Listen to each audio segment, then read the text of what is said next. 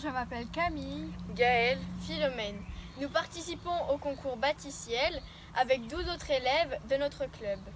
et on est au collège Pierre-Hyacinthe Cazot de Morée. Hauts-de-Bienne. Bonjour à tous. Pour cet article de la Gazette du 22 avril 1825, nous allons faire la rencontre d'Alphonse de Lamartine et de Georges Sand. Suivez-moi. Que le vent qui gémit, le roseau qui soupire, que les parfums légers de ton air embaumé, que tout ce qu'on entend, l'on voit ou l'on respire, tout disent, ils ont aimé. Avec Alphonse, nous avions l'habitude de nous retrouver dans ce parc du château de Buclan, dans le Jura, pour trouver notre inspiration.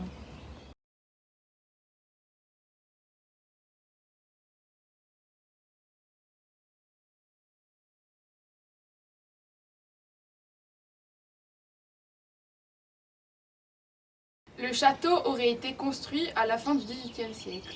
D'après Madame Gay, une historienne du Haut-Jura, des personnes se seraient réfugiées au château pour fuir Paris pendant la Révolution. Après la Première Guerre mondiale, ce château avait pour vocation d'être un sanatorium.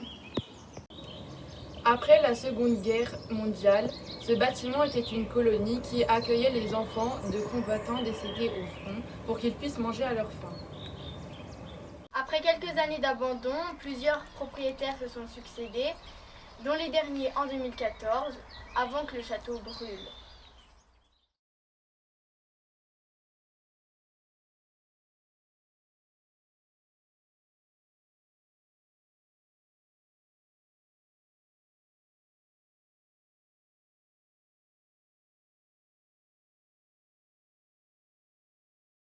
La rénovation de ce château est notre projet. En s'inspirant de ces diverses utilités, on aimerait que ça redevienne une colonie.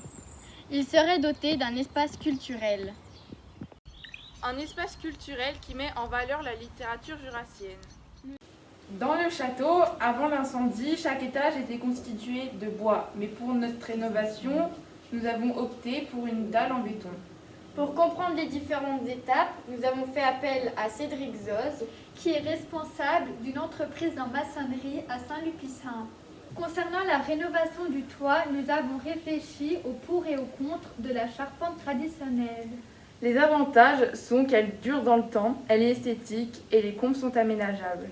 Malheureusement, le prix est très élevé puisqu'il serait estimé à environ 300 000 €. Lors de notre rencontre avec les architectes de notre collège, Nous avons fait le tour des travaux. Et nous ont expliqué certains points. nous avons profité de leur présence pour organiser une réunion de chantier autour de notre projet. Nous avons discuté de la hauteur des cheminées et des ouvertures d'escalier. Et d'autres anomalies à corriger. Ce bâtisse aurait été une maison bourgeoise. Avant que l'on ajoute les 2 ailes, la transformant ainsi en château. Au rez-de-chaussée et au premier étage, de ce côté seront les dortoirs filles et là les dortoirs garçons. La partie centrale contient les espaces communs et d'activités. La maquette se divise en plusieurs parties.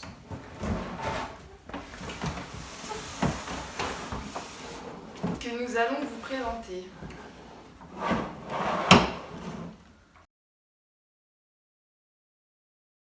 Donc lorsqu'on entre dans le château, on arrive à l'accueil, puis si on va à gauche, on a un espace détente.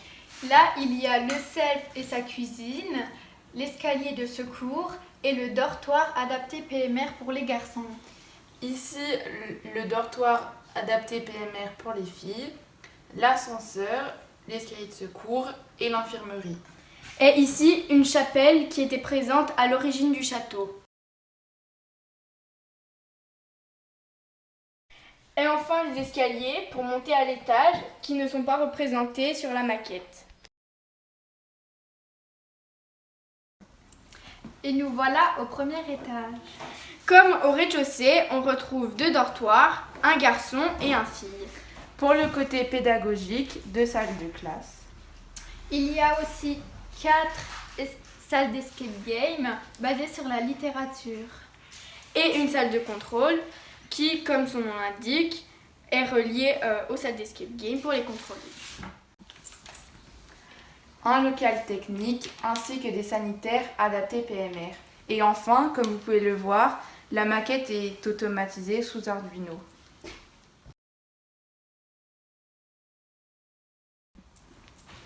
Nous voici au deuxième étage.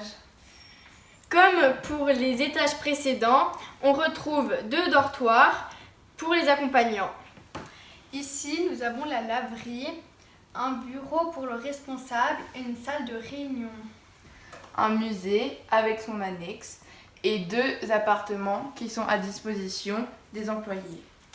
Enfin, on retrouve de nouveau les escaliers de secours et un ascenseur.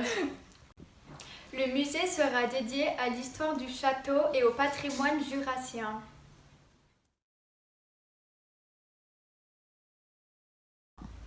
Nous passons au troisième étage. Nous avons profité que la charpente soit traditionnelle pour pouvoir aménager les combles en un espace détente. Pour le troisième étage, nous avons choisi de ne pas mettre de cloison, sauf évidemment pour les toilettes, l'ascenseur et l'escalier de secours. On y retrouve également un salon, une bibliothèque et un coin astronomie rendu possible par les chiens assis.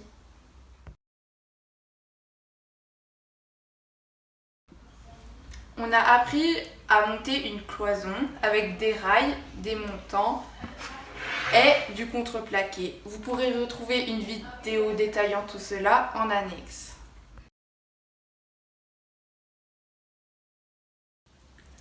Julie Belpois, qui nous accompagne depuis l'année dernière, nous avait fait une vidéo concernant les normes PMR à respecter dans les lieux accueillant du public. Et donc, on a mis en application ces conseils pour notre projet. Nous avons appelé Julie en vidéoconférence pour présenter notre projet. Suite à ça, nous avons envoyé nos plans pour qu'elle les corrige et il y a eu beaucoup de boulot. Julie nous a également fait un document cette année, mais cette fois pour que l'on comprenne comment représenter sur un plan les différentes formes d'escalier. Il y avait aussi des règles à respecter pour leur construction et du vocabulaire.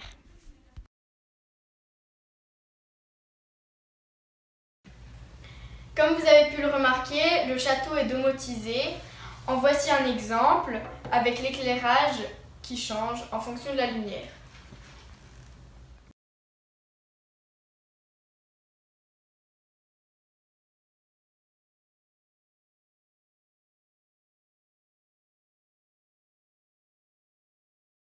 En plus des maquettes, nous avons réalisé des plans sur Sweet Home 3D que l'on pourra mettre sur Unreal 5 pour pouvoir visiter le bâtiment grâce au casque à réalité virtuelle.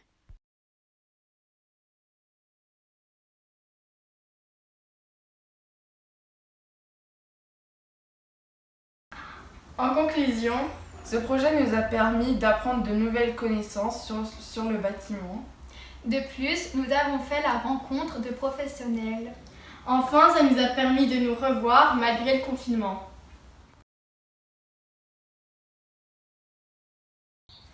Nous aimerions remercier nos architectes Julie Belpois, Laetitia Revillet, Et Serge Roux.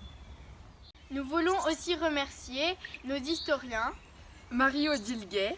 et René Pellegrini. notre charpentier Thibaut Lançon Et Cédric Zoz, responsable dans le BTP. Merci à nos profs. de technologie Monsieur Piard. Et professeur d'anglais, Monsieur Maréchal. Enfin, Nous voulons vous remercier. Vous, le jury, de nous avoir écoutés. merci!